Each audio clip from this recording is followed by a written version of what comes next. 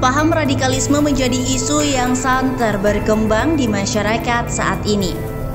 Bahkan, Presiden juga menyampaikan kepada pihak TNI jangan asal mengundang seorang penceramah. Hal ini menjadi persoalan jika terus dibiarkan. Tentunya akan menjadi bumerang bagi bangsa Indonesia.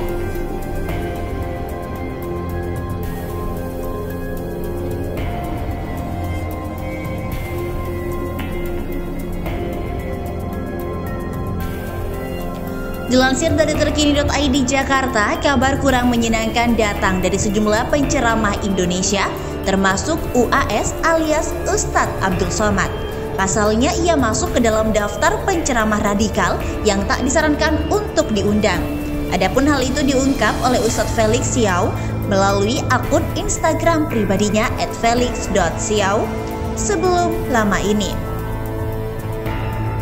Dalam keterangan unggahannya diketahui setidaknya ada 180 nama penceramah yang dianggap radikal sehingga tak disarankan untuk diundang.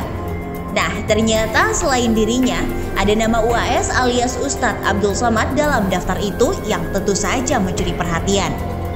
Menanggapi hal tersebut, Rektor Universitas Ibnu Khaldun Musni Umar akhirnya buka suara dan pasang badan. Melalui akun Twitter pribadinya @musniumar, ia tampak membela sosok UAS alias Ustadz Abdul Somad. Menurutnya, selama ini UAS tak pernah menjelek-jelekan pemerintah karena hanya berbicara kebenaran sesuai Al-Quran, hadis Nabi, dan pendapat ulama. UAS tidak pernah menjelekkan pemerintah. Buka Musni Umar dikutip dari terkini.id pada Senin 7 Maret 2022. Beliau hanya bicara kebenaran sesuai Al-Quran, hadis Nabi, dan pendapat ulama muktabar, tandasnya. Selain itu masih diberitakan oleh terkini.id Jakarta, baru-baru ini publik dibuat heboh dengan topik yang membahas terkait penceramah radikal hingga peringatan untuk mewaspadainya. Berkaitan hal tersebut ternyata ada beberapa yang termasuk ke dalam ciri-ciri. Pastinya salah satunya gampang mengkafirkan orang lain. Seperti diketahui, sebelumnya Presiden Joko Widodo alias Jokowi memang mengeluarkan pernyataan soal penceramah radikal. Nah, menurut Badan Nasional Penanggulangan Terorisme atau BNPT, pernyataan Presiden itu merupakan peringatan kuat untuk meningkatkan kewaspadaan. Oleh karenanya, pernyataan tersebut harus ditanggapi serius oleh seluruh kementerian dan masyarakat terkait tentang bahaya radikalisme.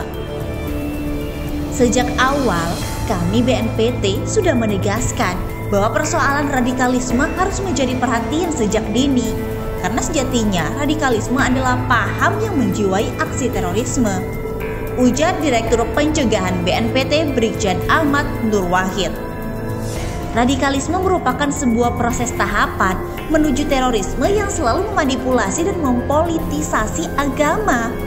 Sementara itu, untuk mengetahui penceramah radikal, Nur Wahid mengurai beberapa indikator yang bisa dilihat dari isi materi yang disampaikan, bukan tampilan penceramah. Setidaknya, menurut Nur Wahid ada 5 indikator. Pertama, mengajarkan ajaran yang anti Pancasila dan pro ideologi khilafah tradisional. Kedua, mengajarkan paham takfikri yang gampang mengkafirkan pihak lain yang berbeda paham maupun berbeda agama. Ketiga, menanamkan sikap anti pemimpin atau pemerintah yang sah dengan sikap membenci dan membangun ketidakpercayaan atau distrust masyarakat terhadap pemerintahan maupun negara melalui propaganda fitnah, adu domba, ujaran kebencian atau hate speech, dan sebaran hoax. Keempat, memiliki sikap eksklusif terhadap lingkungan maupun perubahan serta intoleransi terhadap perbedaan maupun keragaman atau pluralitas. Dan kelima, biasanya memiliki pandangan anti budaya ataupun anti kearifan lokal keagamaan. Mengenali ciri-ciri penceramah jangan terjebak pada penampilan, tetapi isi ceramah dan cara pandang mereka dalam melihat persoalan keagamaan yang selalu dibenturkan dengan wawasan kebangsaan, kebudayaan, dan keberagaman. Sejalan dengan itu, Nur Wahid juga menegaskan strategi kelompok radikalisme memang bertujuan untuk menghancurkan Indonesia melalui berbagai strategi yang menanamkan doktrin dan narasi ke tengah masyarakat. Ada 3 strategi yang dilakukan oleh kelompok radikalisme. Pertama, mengaburkan, menghilangkan bahkan menyesatkan sejarah bangsa. paparnya. Kedua, menganjurkan budaya dan kearifan lokal bangsa Indonesia.